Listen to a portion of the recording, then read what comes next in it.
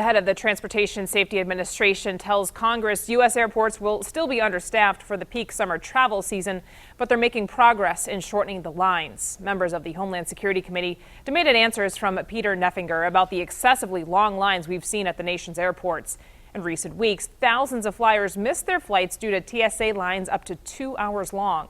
The TSA cites a number of factors contributed to creating these delays and adds a permanent solution will take time. Clearly, the summer travel season is going to be busy, and in the short term, TSA, airlines, airports, Congress, and travelers working together can improve the passenger experience while we maintain security that we need.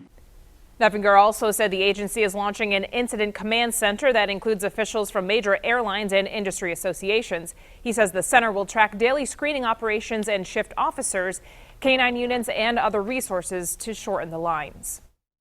And this comes on the heels of the TSA head of security being fired on Monday. I'm joined by Eyewitness News analyst, retired Lieutenant General Reginald Centracchio, and that firing over mismanagement really at the TSA. It was. I think in the last several months we saw several compromises and to some extent mismanagement, to include the actual workers of an airport going in and out of the gates without any kind of security procedures whatsoever. So I think what you're looking at is a combination of mismanagement and obvious disregard for protocol and security systems that were in place.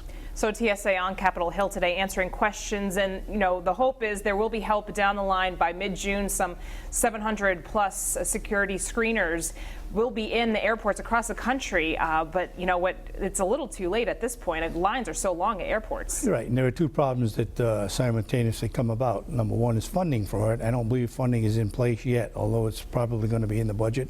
Secondly is to get properly qualified and trained TSA personnel in place by mid-June or thereabouts, because that is what caused the first problem. If they're not adequately trained, they're not people who you can depend on to follow protocol, therein lies the problem to begin with. So I think we're facing two simultaneously challenges.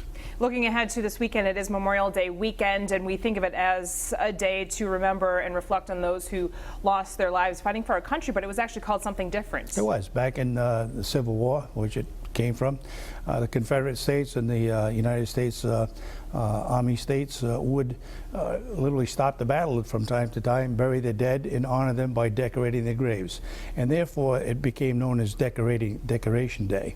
And not until 1868, when General Logan declared that it would be a day of remembrance, and it was still then called Decoration Day, when all of the states, and not all the states subscribed to that simultaneously.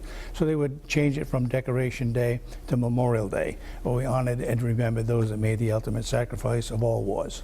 All right, General, thanks so much. And for more with the General, head over to our website, WPRI.com.